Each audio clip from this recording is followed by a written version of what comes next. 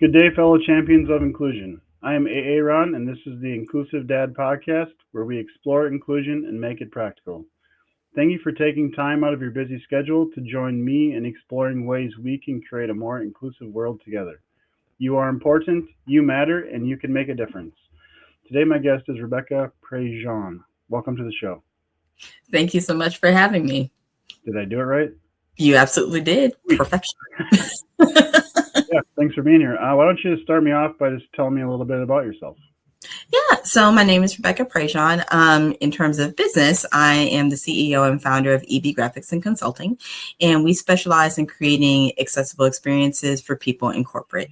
So in essence, I work with businesses and we make sure that learning and development, graphics, illustrations, videos, all of those things are actually accessible to people working in the workforce who might be, autistic, have ADHD, a wide spectrum of neurodivergency. And I got started in this. It's been over 10 years since I've been in learning and development, but I got started on this part of my journey because my son is autistic and his name is Ethan. He's fantastic. But we discovered he was autistic. I knew probably when he was about 1.5. He got diagnosed in around 3 or 4, somewhere in there, which is, pretty typical. But it was very hard to find resources for him. It was hard for people to really look past what they labeled him as. And I really started to make a connection between the struggles we were having as a family, at home and trying to do all these things and advocate, and what I was seeing in my training rooms.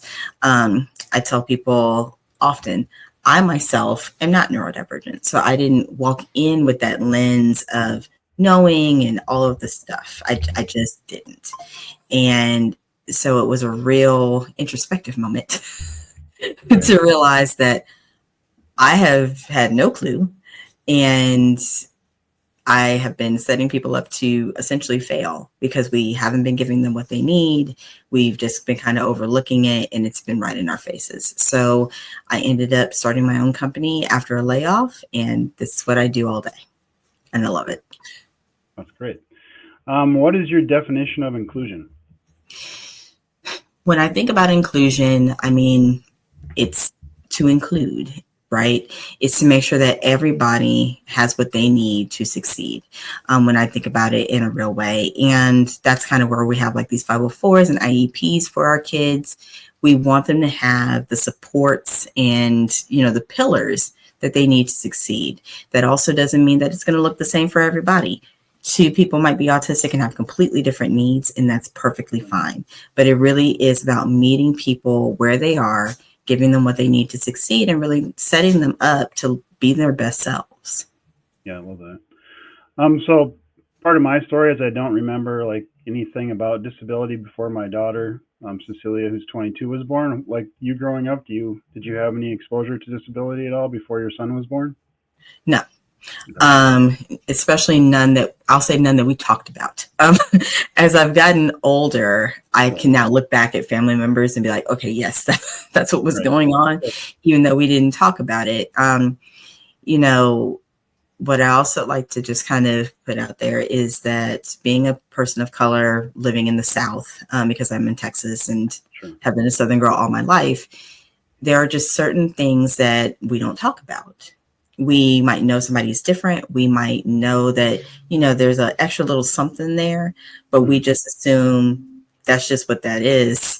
They're just a little strange or they're just a little peculiar, and things like that. And now that I'm older, I can go back and say, no, there was probably this happening. There was this happening. But I don't have that lens before my son was born. Like we didn't think about it. We didn't talk about it.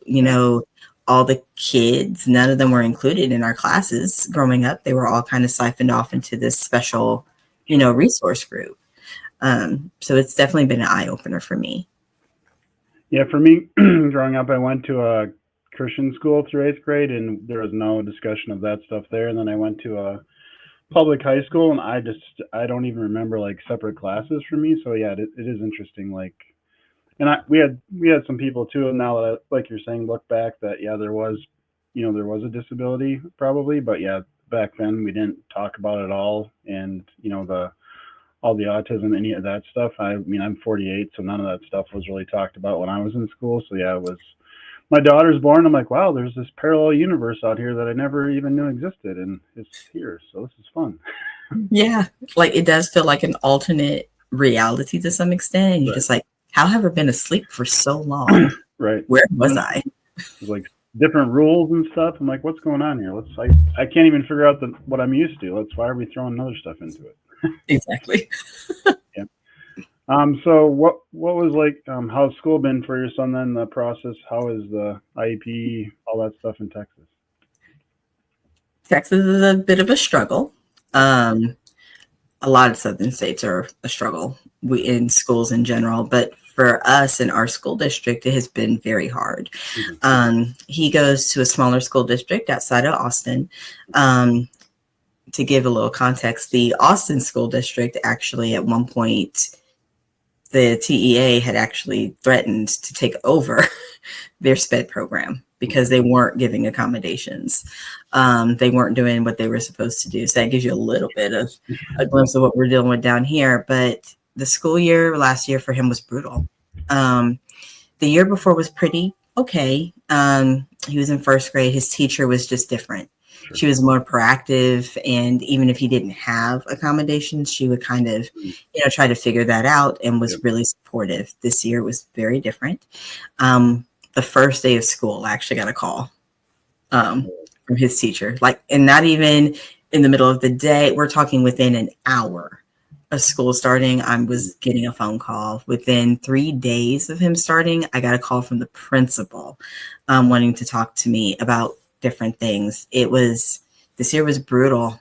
We ended up moving him from that school to a school he had been at previously. That was better, but it definitely wasn't perfect. His teacher at least followed his 504, was interested in his 504, his IEP.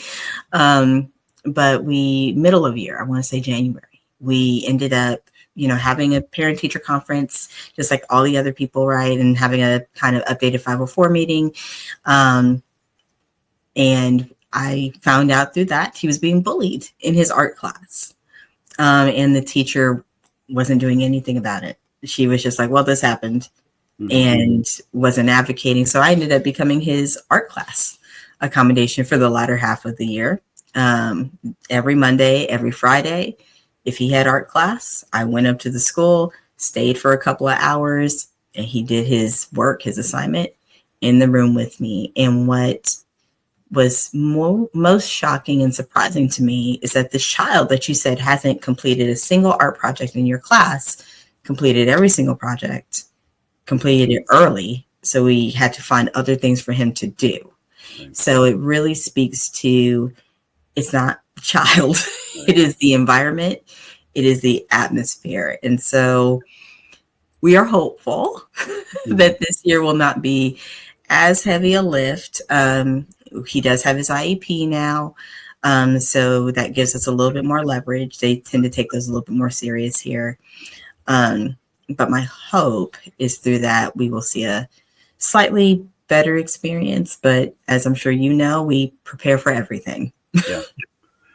Yeah, that is a great point, though. I mean, if the child is struggling or something's happening, like that, they're telling you something's going on. So just trying to figure it out, and then hopefully school will be on board to help you work through it. But yeah, our main issue was like the inclusion piece. She qualifies under lots of categories, so she was kind of sent away to that program for those kids, and trying to get her, back into the gen ed classes after she had started down that path, because I didn't know any better. I mean, it was a struggle we had. She ended up getting more and more, but it's like once she was out, it was like hard to get her back in. Whereas if she would have been there to begin with, it would have been a whole different story. But so that was kind of our struggle. And the next closest school to where we are is probably like 15 to 20 minutes away, rural Minnesota. So we kind of never even approached like going to a different school. So it was always like, how can we can't get all the 20 things we want in the IEP every year, like the new thing, like changes. So just what's like the most important, and then trying to get that stuff. So it's definitely, I understand what you're saying, for sure. It's a hoof as a parent, and it's not something you can put down. It happens all day. And then like she was younger, we get the stuff figured out. The year went pretty good, and then the next year is like the same stuff comes up. It's like, why are we still going over the same things that we like? Why can't we get this resolved? Can we just get this checked off the list, and next year we can work on something else? But no, it's like every year is the same thing. It's like, come on, can we? Why again? It's odd. So maybe talk a little bit about the business side. How can companies create supportive environments for neurodivergent employees? By listening.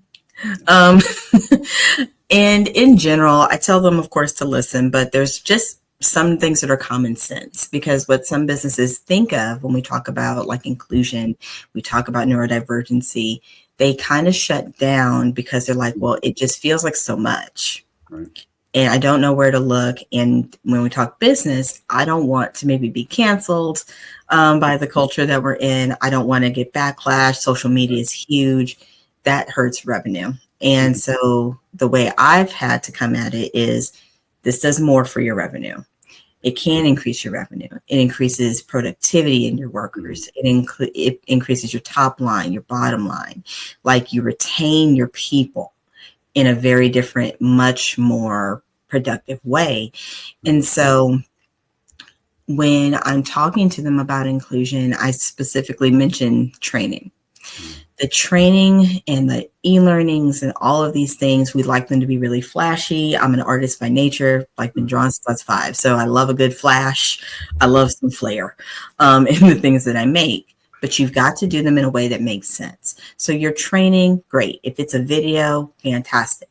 Have a transcript, have a summary, have a companion guide with it. In every video I make for a client, it has a companion guide. So maybe they're not too keen on watching all the video. Maybe they need some extra time to explore a section. Great. They can do that. They can do it at their own pace.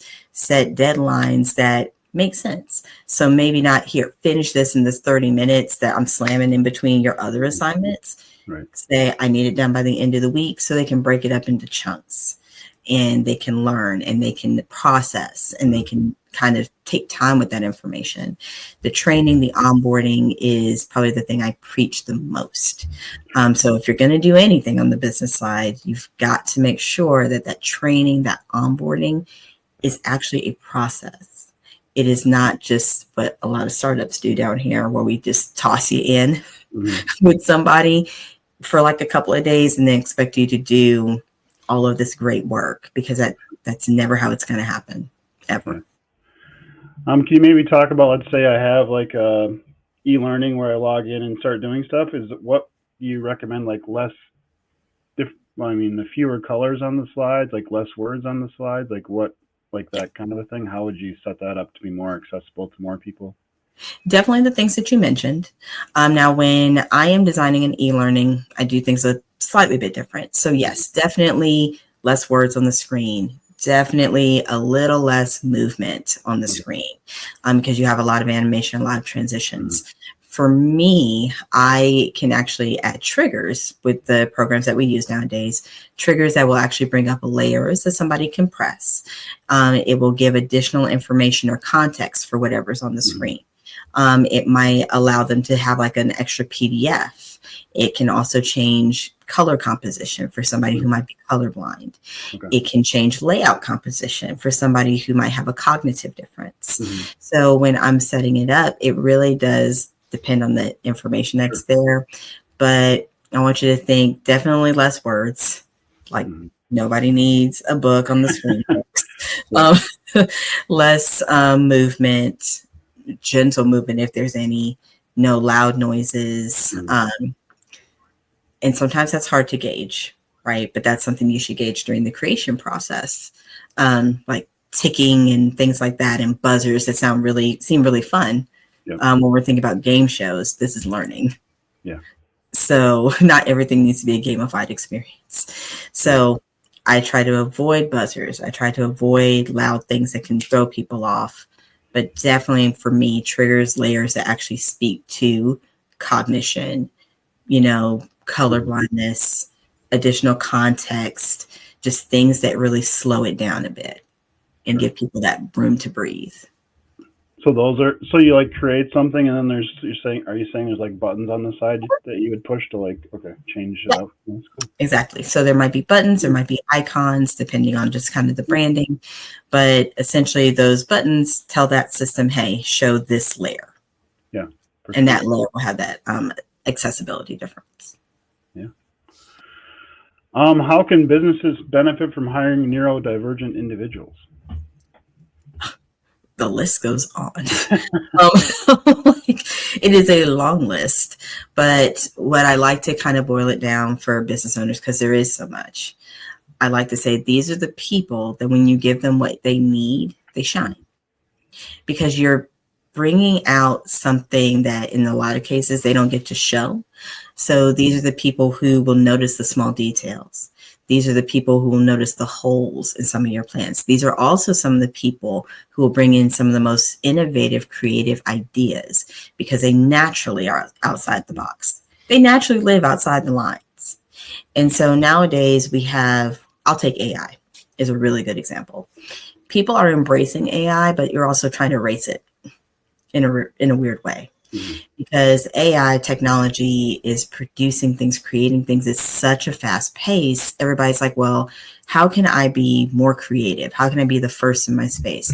Your neurodivergent employees are what get you to be the first in the space, because they are the ones who, they don't think like you and I. Yeah. They think completely outside the box things that somebody else wouldn't think, and they can help you bring it to life because they're also, a lot of them are really good at detail, like I said. So they can actually create a plan that makes sense. They can see how to implement it in a really good way. These are the people who set up your foundation and your structure to be different, to be innovative, to be creative, to bring something to the market that people maybe haven't seen, or really addresses a problem that maybe you didn't even know that was there. Because like you and I said earlier, we didn't have that lens before we had our kids. And so they come at things from a very different perspective. And that is what can get businesses to that next tier and that next level. Yeah. Yeah, that makes a lot of sense because the experience I've had are where you're working somewhere and then somebody new joins the team and they're like, just think totally different. And you're like, wow, how did we not think of that? We've been doing this the same way for 10 years. And this person comes in and one question, now we're changing stuff. So yeah. You need to have various different points of view and learning styles and everything because it makes the team better. I mean, if everybody's thinking the exact same way, it's hard to come up with new ideas and grow because we're maybe not seeing them. So yeah. So what did you do before you went down this path of the accessibility and the graphics and learning stuff? Been doing graphics for years on the side. Like I said, I have been drawing and doing art since I was probably 5. Like it has always been my safe spot. Mm-hmm. Before learning and development, all of that stuff though, I worked in call centers. I worked, just doing that kind of thing. So, I mean, I like to say humbler beginnings, or whatnot, but it taught me a lot of things. It did teach me about people. It did teach me just how to be patient, how to just not do certain things as a business owner. But, layoffs happen. And when layoffs happen, we end up finding ourselves in these weird spaces. And I was like, yeah, I'll train some people. That's perfectly fine. And it started something that I just never could have imagined. Like if you had talked to me, I'm 41. So if you had talked to me, I'll say 10, 11, 12 years ago, maybe 15, I wouldn't have thought I'd be owning my own business doing this. Like that's not what was in my head. Yeah. That's very interesting. When you get a new client, I mean, how are they coming to you because what's prompting them to seek out somebody such as yourself to make their stuff more accessible? It could be a few different things. Some clients do hire me with the accessibility piece in mind. Those tend to be more like nonprofits, some smaller companies, things like that. Some bigger companies reach out that way because they're getting sued. Lawsuits really do power people a lot to go into this space. But some people, their employees are like, I can't do this, or I am struggling with this. And they're like, we don't know what the problem is. I don't know if it's accessibility necessarily. Right. Can you help us? Because this is something we don't talk about, we don't know about, that kind of thing. Some companies, though, a lot of my bigger clients that I've gotten and have brought accessibility to them, they don't come in with accessibility in mind. They see learning and development. They see graphics. They've seen maybe a course I've made before. They don't think about the accessibility lens. But as I tell everybody, if you want my services, the accessibility is built in. Right. So it's one of those things where if you want me, you have to take the accessibility. And now let me tell you why this is so important, why it matters. So sometimes it's a little reverse engineering on my part, and sometimes it's forward. But what I like to say is I'll take it however. Like, it doesn't really matter to me, like, how they come to me. My goal is to bring that awareness and to create the spaces so that one day kids like ours that are, when they're 18 and they want to do whatever they want, they have the choice to do whatever they want. And they have the options that, the same options that we have. Yeah. And when I was reviewing your stuff before we started talking today, I saw there's universal design for learning was mentioned. I mean, that's something I think about too for my daughter. It's more like the architecture wise, the physical accessibility stuff, because she uses a wheelchair. I mean, there's ways we can design buildings from when they're being built so they're accessible to everybody instead of having to modify them later at costing more money. So I like the approach of, if you're creating e-learning and courses and different things, let's design it from the get-go with the universal design for learning so more people can access it, so we don't have to go back later and change it for somebody. It's already, everybody can access it from the get-go. So I like that part. Yeah, it's in a lot of ways it's logic. It's like, why wouldn't you design it right the first time instead of trying to retrofit, because that always costs more. It just does. Yeah, I think the same way you do. It's like, why don't we just do this? And it's like, obviously other people don't think the same way, which doesn't make sense. But I'm like, my brain's the same way. It's like, it seems like we should do it that way. That way you just don't have to worry about it later. But hey, maybe we're just wrong. Yeah. Well, and that was even when she was like in school, like the school stuff. Let's just design lesson plans, universal design for learning, so there's multiple ways to access the content instead of doing it one way and then having to modify it for all the kids on IEPs. But, Again, what do we know? I will say, after having dealt with this year and talking to like his teachers and things, I do think that teachers nowadays, I just don't think that they have the resources, and they just don't feel like they have the tools in the toolkit to do a lot of things. Like, I would look at his worksheets because there was a barrage of worksheets last year, and I'm like, none of this is accessible. Like, my goodness, why do we have like 13 itty boxes with pictures and stuff on the same page? Like, I was like, that's just wild. Yeah, for sure. How do you think we can use empathy to be more inclusive? By just realizing people are human. I mean, because empathy is really just trying to walk a mile in someone else's shoes, trying to think about it from someone else's perspective. And I think that in general, in the world that we live in today, people, we have forgotten that folks are just people. They are humans. Everybody, it matters. Everybody's important, and everybody deserves to have the same opportunities, the same, kind of respect, the same just care. Like, I just really feel like people have lost a lot of empathy. I blame social media personally, but like, I blame it a little bit because it's easy to judge and not have empathy when you're behind a screen. Right? It's easy to say some horrid things when you don't have to look a person in the face and see what they're feeling and how that lands with them. But empathy is really just that humanization that I think we have really missed in our schools with our kids, just everywhere. And to me, having empathy helps inclusion because, again, you are looking at someone else and taking in a moment. You might see them being mistreated, and you can take in that moment and be like, ooh, that did not feel good for me. So I wonder what it must be like to be that person who's experiencing it in that moment. Yeah. Like, that's what empathy does. It brings it to a place of, that doesn't feel good for me. So that can't feel good for that person. So what can I do? Because I don't like to feel this way. Like, that's how we were kind of, in a different age where technology wasn't present. Yeah. Or whatnot. Yeah. I mean, I definitely think social media has something to do with it. The other part is, like I said, I'm 48. So growing up, if it was light outside, and I'm in Minnesota, so we went outside in the cold too in Minnesota as kids, but we were outside all day. Out playing with sticks and using our imagination and playing with other kids and getting to know our neighbors and stuff. And nowadays it's just, I don't know a lot of my neighbors. We don't go out and try to, create those connections. So I feel part of it too is just we've gotten more worried about ourselves and not more collectively worried about our neighbors and helping them. And it's just, that is not good either, because then I don't know.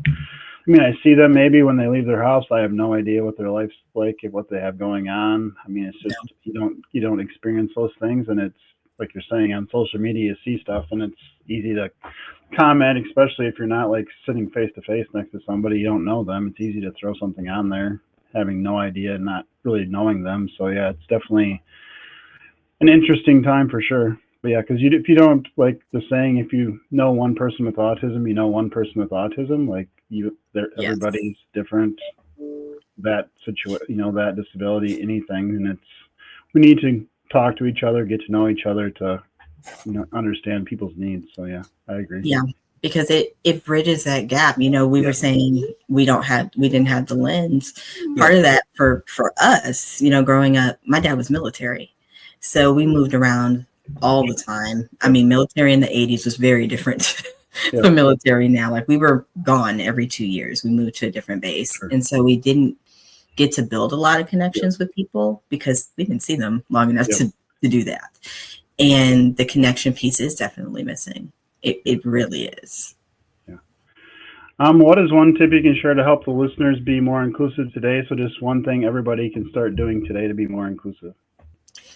One thing that everybody can do, and we really just talked about it, try to take a moment before you speak and before you judge to think about the possibilities of whatever's happening with whatever you're seeing. I'm going to use kids in stores as an example because people love to just judge, from an old school type of background. So it's I would spank them. They need a good spanking. They need this, so they need more discipline. Sometimes it's not that. Sometimes kids like ours are overwhelmed. They are overstimulated. They might not be able to express what they're feeling. You just don't know what happened before that moment, what has happened leading up to that moment throughout the day, throughout a couple of days. So it's I would say take just a second. Your initial thought will be there. Can't help that. But take a minute to think about what could have led up to this. Yeah. And yes, kids need discipline. Again, I'm an Army kid. I believe in children. I believe in it full-heartedly. However, there's a balance. Yeah. And I think people forget the balance part. Yes, there is discipline, and I do discipline my child. I don't spank, but I do discipline him. We do have rules and structure. But I also bend, and if I see it's out of sorts, what's going on with you today? What is happening? Yeah. Did this bother you? Did this bother you? Right. Before you judge people in stores, before you judge people on social media, take a minute and ask what else may be happening that I just don't know about because I don't know that person's life. Yeah. Yeah, that's a great point because, you don't know what is happening. It could have been 3 days leading up to this where the parent hasn't gotten any rest and you need to go to the store to get something to help maybe avoid another meltdown. So you've already in your brain come up, I'm going to do this no matter what happens. And then it happens. And now you got all those things about your kids not behaving and trying to get your thing out, get out of there. So yeah, it's a great point. And plus I'm, generation too, why can't you keep your kids under control? You're the parent, keep them under control. So you got that on your head, you're feeling bad about other people. It gets to be a lot in here sometimes because you're just why can't people control their kids? But then you're there really might be something else going on because sometimes I don't know what's happening with mine. I'm just like, you are just really upset. You are going through it today. And it's not anything I didn't do. It's not anything that you could verbally explain. It's just what he does sometimes and sensory stuff that I don't feel. So it can be a whole ball of yarn. Yeah, and my daughter sometimes, like, something's happening and I, like, what do you need? What's going on? She's like, I don't know. And it's like, oh, I mean, so there's that too. Like, sometimes they don't really, it's going on, but they don't know what it is exactly or what they need to, like, get it to go away. So it's like you have all those things too. Yeah, absolutely. Kind of riding it out. Riding it out and just being like, it's okay. Yep. I'll figure it out, I guess. Where's the best place for everybody to connect with you? Best place to connect with me will always be LinkedIn. Okay. 125%. People can also email me at rebecca.prejean@ebgc.net. Yeah, those are always going to be good places. And my website, www.ebgc.net. Awesome. Ready for the last question? Yeah, what you got? Do you like spam lunch meat, yes or no? Oh, God. Love-hate relationship with spam. Like, it's not a yes, it's not a no. It's somewhere in between. Like, is it the worst thing in the world? No. I'm like, y'all, I'm from the South. Like, spam is not the worst thing in the world that can be on your plate. Let me tell you. But is it like what I'm going to go to first? Maybe not. So love-hate relationship in the middle. Gotcha. Somewhere in the middle? Yeah, the reason I asked that question is I live near Austin, Minnesota, where the Spam Museum is located and where they make spam. So I've been asking all my guests to see.